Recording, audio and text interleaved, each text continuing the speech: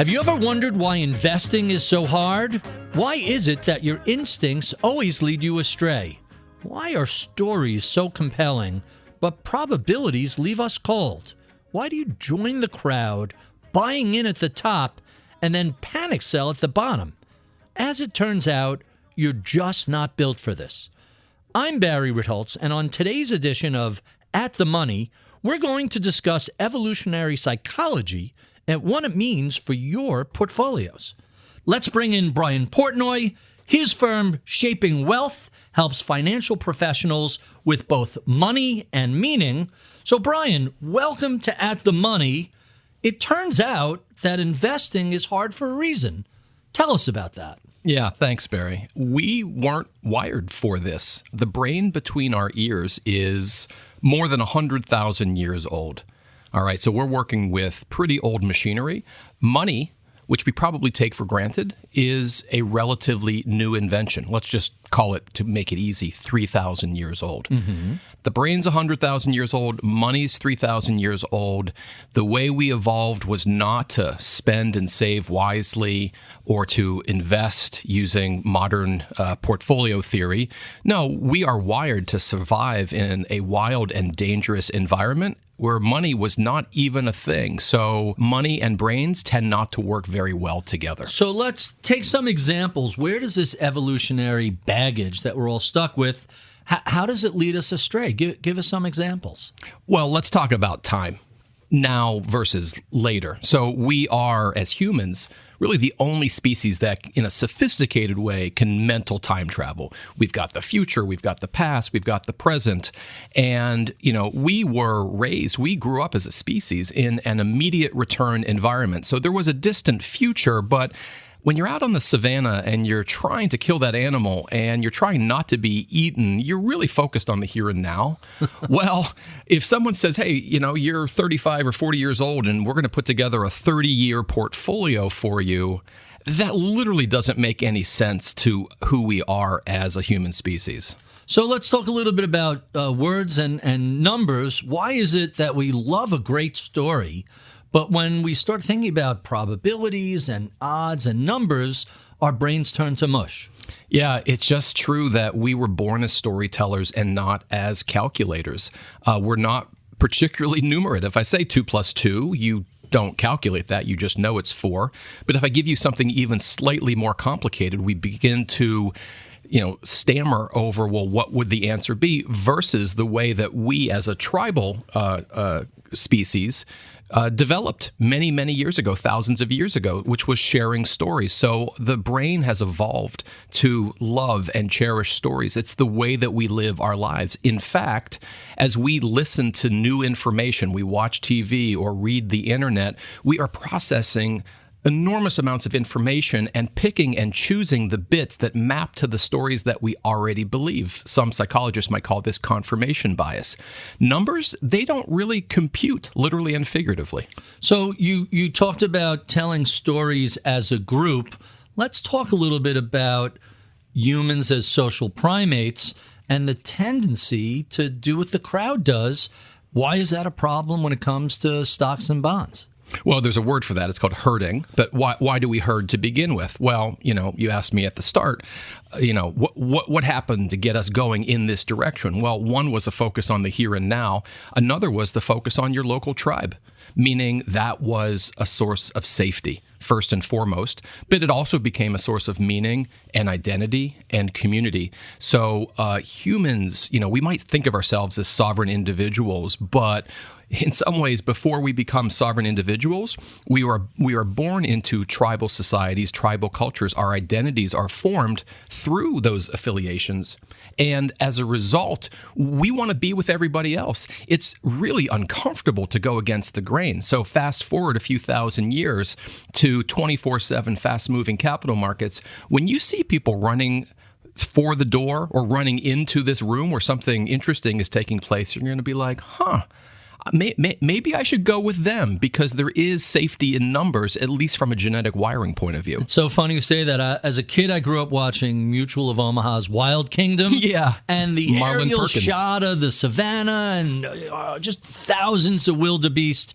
And they would always zoom in on that one limping wildebeest on the edge of the herd, and you just knew that guy was about to get separated from the crowd, and it wasn't going to be good for him.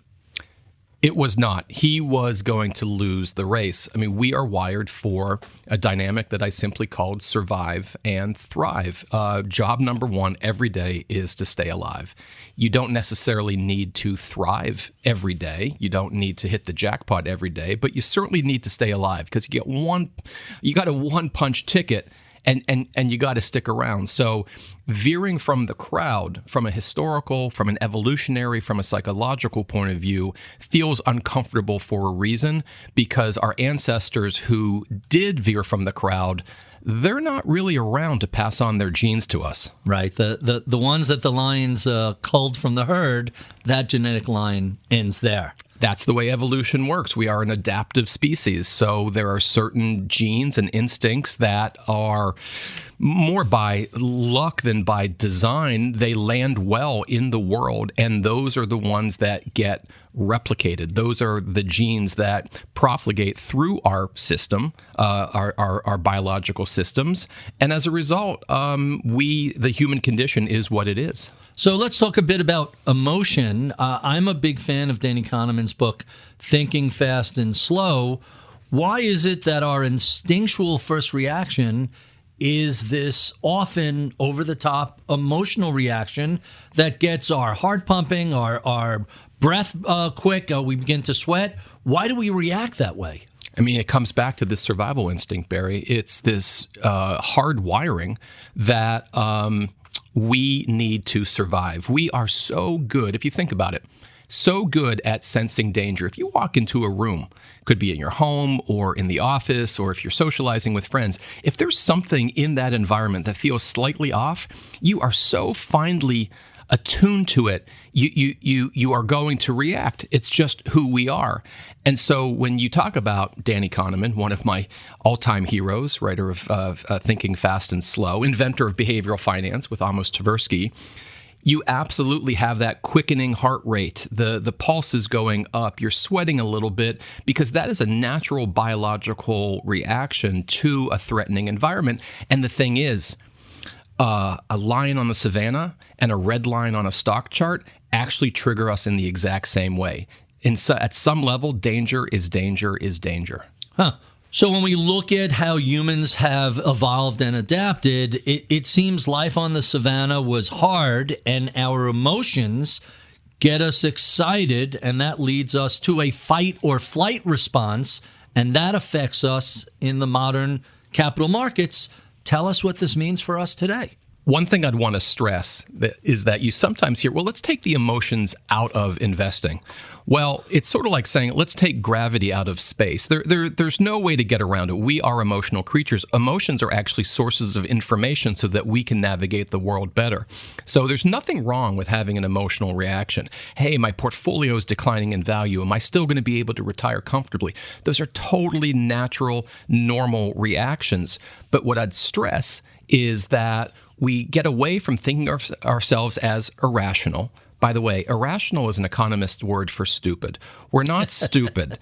Richard Thaler, one of the other pioneers in behavioral finance, has said that people aren't dumb, the world is hard. The world is very hard. We're processing a lot of information. It is complicated times. So let's not think of ourselves as irrational. Let's think of emotions as a source of information and strength, and think, well, we are normal, we are adaptive for a reason. It might land us in a difficult spot, but we can pull back from that, and with a little bit of self-awareness, make better decisions. So let me bring up something that Danny Kahneman said that I found so fascinating. He said, even I fall prey to my own cognitive biases and emotional reactions. If someone as knowledgeable and just a pioneer in the space as Danny Kahneman is susceptible to emotions leading him astray, what hope do the rest of us have? We have a ton of hope, Barry. A ton of hope, because we're not supposed to be automatons. It's an awesome thing that we are emotional. It makes life rich and colorful. It's just that we want to make sure that we appreciate that emotion is a language with vocabulary. And as we navigate markets, as we navigate our financial lives, these feelings of greed, joy, fear, envy, anger, One, they are normal. And two, we can use those as a jumping off spot to understanding how we want to approach a situation and make things better.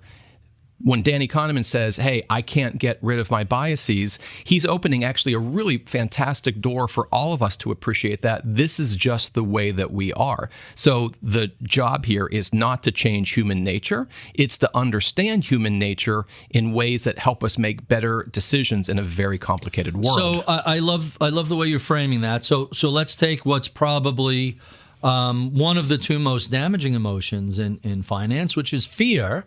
So we're recording this. Markets have been a little wobbly the past couple of weeks. After a good run from the lows in 2022, things have kind of stumbled a bit. And the genuine risk for investors is after this goes on for a few weeks or even months, they just throw their hands up and say, I'm not sleeping. I'm not comfortable.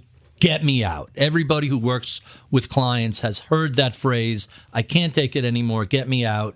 Usually, it's a great buying signal. Why is it that at lows, our panic reaches a crescendo? Well, it gets back to the fear instinct. The reason we feel fear is that we sense danger. We sense a threat to our security. It might not be our physical lives way back in the day, but our financial lives, if they are under threat, well, maybe we can't afford to eat. Maybe we can't afford our mortgage. These feel very uncomfortable. They are legitimate emotions.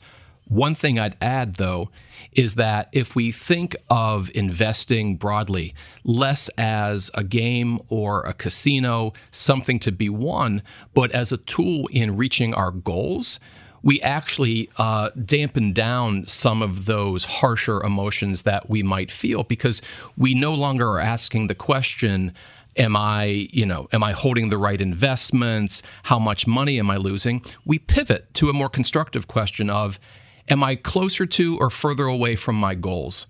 And the goals actually serve as a really fantastic bridge from a cognitive point of view, from an emotional point of view, where you can really have a better conversation in your own mind, with your partner, with your financial advisor. It provides a context so that you're not being whipsawed by the daily machinations of the market. If you're paying too close of an attention to that, you're probably not playing the game that you should be in terms of long-term financial well-being. Really, really intriguing. So if I get this right, emotions are natural. It doesn't mean we're dumb or stupid. It's part of who we are. But allowing your emotions to affect your thought process to lead to bad decisions, that could cause bad investments, bad timing, and bad behavior, and that leads to bad results.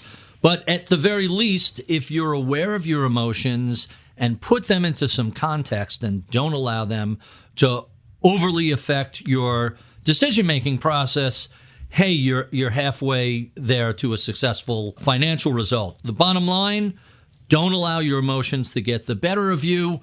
That's just your wetware. That's just how you're built.